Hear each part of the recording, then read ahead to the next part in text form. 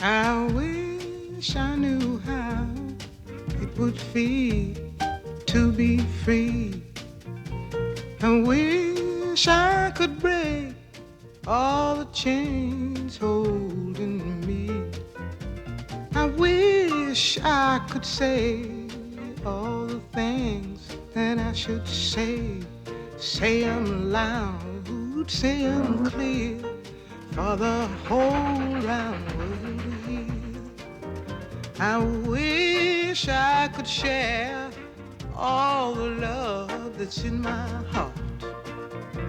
Remove all the bars that keep us apart. I wish you could know what it means to be me. Then you'd see and agree that every man should be free. Brothers, wherever men may be, one union shall unite us, forever proud and free. It was the worst war in American history. It was called the Civil War, or the War Between the States, and sometimes brother fought brother and father fought son. More than 620,000 Americans died. Cities were destroyed, farms burned, and homes leveled, all in the name of freedom. Freedom or liberty was the rallying cry of both North and South during the war. Northern soldiers went to war not to really attack slavery at the beginning, but to preserve the United States as this emblem of freedom and democracy for the world. Southerners also claimed that they were fighting for liberty, the liberty of local self-government, the right to own slaves, which was part of their conception of liberty. Southern whites did not see any contradiction between slavery and liberty. In fact, they saw slavery as the foundation of their own freedom. We all declare for liberty, but in using the same word, we do not mean the same thing. You think slavery is right and ought to be extended, while we think it is wrong and ought to be restricted. We must settle this question now, whether in a free government the minority have the right to break up the government whenever they choose. The first big battle of the war was fought at Manassas, Virginia, not far from Washington, D.C., near a muddy stream known as the Bull Run. When that July day began in 1861, war seemed a bit like a theatrical drama. Hundreds of Washingtonians came out to Manassas with their picnic baskets and drawing pads and settled down near Bull Run Stream to watch the fighting. But by afternoon, the battle had become terrifying, and finally, the Northern Yankees simply dropped their guns and ran. It didn't take long for people to realize that war was no picnic, but no one dreamed that the Civil War would be as long, hard, and bloody as it turned out to be. After the Battle of Bull Run, President Lincoln knew the North faced a tough opponent. The Southerners were skilled fighters. They were mostly farmers, used to shooting guns, riding horses, and being outdoors. Many Northern soldiers were city boys who had never shot a gun or sat on a horse. And though there were thousands of African Americans who wished to fight for the Union, the Lincoln administration would not permit it. Abolitionist Frederick Douglass criticized the government. What upon earth is the matter with the American people? The national edifice is on fire. Every man who can carry a bucket of water is wanted. Yet our leaders refuse to receive the very class of men which has a deeper interest in the defeat of the rebels than all the others. In Boston, a leading abolitionist, John Rock, criticized Lincoln for speaking only about saving the Union and for failing to declare that this was a war against slavery. Through 240 years of indescribable torture, slavery has wrung out of the blood, bones, and muscles of the Negro hundreds of millions of dollars. A blind man can see that the present war is an effort to perpetuate and extend slavery. In short, slavery is the cause of the war. I might say, is the war itself. But Lincoln also cared deeply about the plight of American slaves, and was already considering a radical step, an executive proclamation to declare their freedom.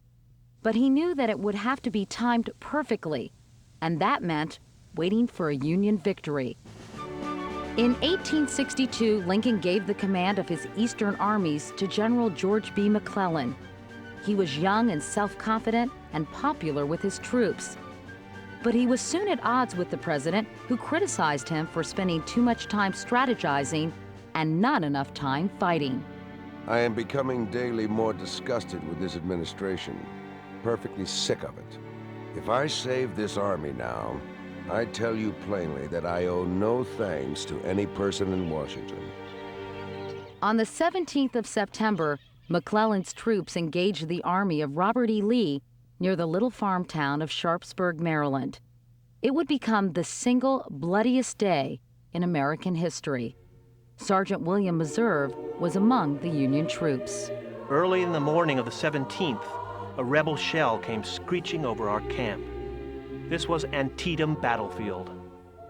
There was imminent danger of losing Antietam Bridge that had been gained with such hard fighting. We stood on the crest of the embankment. A field of death lay before us. I saw a bullet strike one of the men in the head, scattering his brains in all directions. I saw men wounded, and while they were lying, groaning on the ground, I saw them killed. Our hard-won victory at Antietam was our great baptism of fire. More than 4,000 men died at the Battle of Antietam, and almost 20,000 more were wounded or missing. But this was the victory that Lincoln had been waiting for. Just 5 days later, on September 22nd, he issued his long-readied proclamation. It would become one of the most important public documents in the history of American freedom. On the first day of January in the year of our Lord 1863, all persons held as slaves within any state in rebellion against the United States shall be then, thenceforth, and forever free. Nobody should think that Lincoln sat down on January 1st, 1863, and with a stroke of his pen freed all the slaves. Nonetheless, the Emancipation Proclamation was the turning point in the Civil War and one of the great turning points in American history, because for the first time it made the destruction of slavery an aim of the Union war effort. On the day it was issued, it barely freed any slaves, but it meant that as the war went on, as the Union Army moved into the South, part of their job now would be to liberate African Americans. Slavery didn't end on that day, but this meant that if the Union won, slavery would be destroyed. The abolitionist Robert Purvis was one of thousands of American blacks to respond with jubilation. This is a proud day for the colored man. The good time which has long been coming is at hand. I feel it. I see it in the air. I see it above all in the glorious and immortal proclamation of Abraham Lincoln. Now a black man has rights which every white man here and everywhere is bound to respect.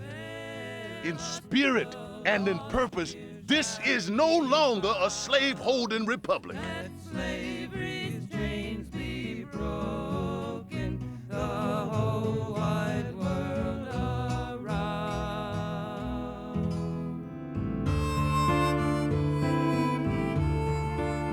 In May 1863, following the president's order, the War Department established the Bureau of Colored Troops. Finally, black soldiers would be recruited to join the war effort. But when the Confederate Congress announced that any black soldiers captured in battle would immediately be put to death or sold into slavery, many blacks hesitated, and many whites called them cowards. In Philadelphia, an editorial in the Christian Recorder encouraged blacks to join the fight. We have often been heard talking about the freedom and rights which the colored man was entitled to in this country. Now we are being denounced as cowards. Arise and cast off the foul stigma. Shame on him who would hang back at the call of his country. Go with the view that you will return freemen. And if you should never return, you will die with the satisfaction of knowing that you have struck a blow for freedom and assisted in giving liberty to our race in the land of our birth. Then in June, on the banks of the Mississippi River, 2 black regiments defended against a Confederate attack. Captain M.M. Miller was their commanding officer. The enemy charged us so close that we fought with our bayonets hand to hand. It was a horrible fight. I never felt more grieved and sick at heart than when I saw how my brave soldiers had been slaughtered. I never more wished to hear the expression, "the niggers won't fight." Come with me 100 yards from where I sit, and I can show you the wounds that cover the bodies of as brave, loyal, and patriotic soldiers as ever drew bead on a rebel. Not one of them offered to leave his place until ordered to fall back. They fought and died defending the cause that we revered. One of the most radical things in the Emancipation Proclamation was that for the first time, Lincoln announced that the Union would begin enlisting black soldiers. By the end of the war, about 180,000 black soldiers had served in the Union Armed Forces. And their service, you might say, staked a claim to citizenship. By fighting and dying for the Union, they helped to undermine Northern racism. But more than that, their service meant that the issue of black rights and the status of black freedom would be on the nation's political agenda when the war ended. When opponents of blacks in the military approached President Lincoln, they learned that on this issue, he was immovable. There have been men who have proposed to me to return to slavery our black soldiers, to conciliate the South. I should be damned in time and eternity for doing so. The world shall know that I will keep my faith to friends and enemies, come what will. In late June 1863, General Robert E. Lee decided to mount a full-scale invasion of the North. It was an enormous gamble to try to beat the Yankees on their home ground in Pennsylvania. Upon reaching the vicinity of Gettysburg, we found the enemy and attacked him, driving him from town, which was occupied by our troops. On the following day, men fought and died in a scene of violence that is still hard to imagine. One Northern regiment, the 1st Minnesota, had 262 men when the day began. Only 42 survived unwounded. And then July 3rd dawned, and the battle that some said would decide the war. General Lee had fewer men than did the Union commander, General George Meade. But that didn't scare Lee. He'd been outnumbered before. The Confederates began by blasting the Union line with 2 hours of nonstop artillery fire. When Major General George Pickett arrived with fresh Confederate troops, he would lead the most famous charge in American history. Elbow to elbow, 15,000 gray uniformed men marched forward in an orderly rectangle almost a mile wide and half a mile deep. Then, Union General Winfield Hancock gave a hushed order. Let them come up close before you fire, and then aim low and steadily. The Federal cannons shot more than cannonballs. They fired cans that exploded and sent off a hail of metal that ripped into the oncoming soldiers. A Union soldier described the carnage. Foot to foot, body to body, and man to man, they struggled and pushed and strived and killed. The mass of wounded and heaps of dead entangled, hatless, coatless, drowned in sweat, black with powder, red with blood. In just 3 days at Gettysburg, Robert E. Lee lost 28,000 men, 1/3 of his entire army. My brothers are all others, forever hand in hand, where chimes the bell of freedom, there is my native land. In the fall of 1863, tourists, sightseers, and grieving families poured into the little town of Gettysburg, Pennsylvania. 18 northern states had agreed to share the costs of a national cemetery where dead soldiers could rest in peace. A ceremony was planned for November 19th, and President Lincoln had been asked to make a few brief remarks. When the day arrived, a Philadelphia journalist was in the crowd. The procession from town was a ragged affair. We all seemed to get there as best we could. A rude platform looked out over the battlefield. On one side sat the journalists. The eminent people had the other side. When the president arose, he stood an instant, waiting for the cheers to cease. Slowly adjusted his glasses and took from his pocket what seemed to be a page of ordinary paper, quietly unfolded it, and began to read. 77 years ago, our fathers brought forth on this continent a new nation, conceived in liberty and dedicated to the proposition that all men are created equal. Now we are engaged in a great civil war, testing whether that nation or any nation so conceived and so dedicated can long endure. We are met on a great battlefield of that war. We have come to dedicate a portion of that field as a final resting place for those who here gave their lives that the nation might live. It is altogether fitting and proper that we should do this. Lincoln spoke just 272 words. They were simple, common words. 202 of them were a single syllable. But taken together, the Gettysburg Address was a masterpiece, a hymn to American freedom.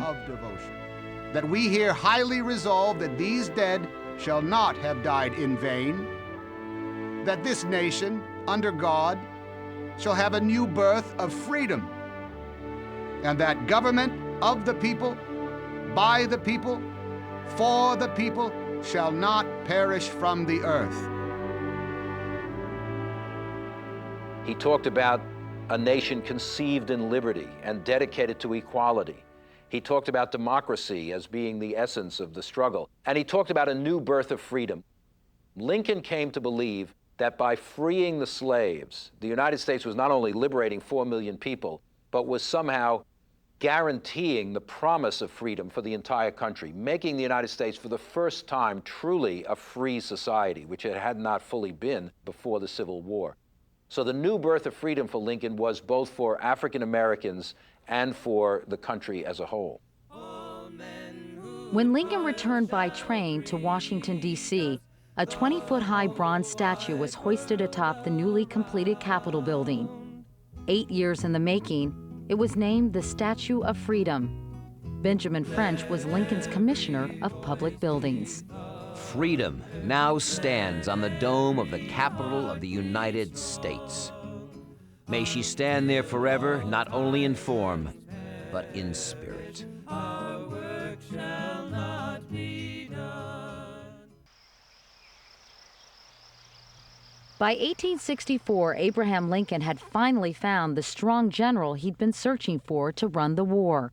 He was Ulysses S. Grant, the victor of important battles in the West. Grant was a fighter, and he was anxious to finish the war as quickly as possible. President Lincoln said he did not care to know what I wanted to do. He wished me to beat Lee. Here then was the basis of all my plans. First, to use the greatest number of troops practicable against the enemy, and second, to hammer continuously at the enemy and his resources until by mere attrition, if no other way, there should be nothing left to him. For 10 months in 1864, Grant laid siege to Petersburg, Virginia. His willingness to accept casualties got results, but the costs were high. Both he and General William Tecumseh Sherman now became well known for their brutal war tactics. War is the remedy our enemies have chosen, and I say let us give them all they want. There were no halfway measures with General Sherman. He believed in total war. His soldiers slashed, burned, and destroyed the countryside. They slaughtered livestock, stole crops, and feasted on their takings. When Sherman captured the city of Atlanta and then continued his march to the sea, Southerners, including Eliza Andrews, realized that the North would win the war. There was hardly a fence left standing all the way from Sparta to Gordon. The fields were trampled down and the road was lined with carcasses of horses, hogs, and cattle that the invaders, unable either to consume or carry away with them, had wantonly shot down to starve out the people and prevent them from making their crops. The stench in some places was unbearable. The dwellings that were standing all showed signs of pillage, while here and there were lone chimney stacks.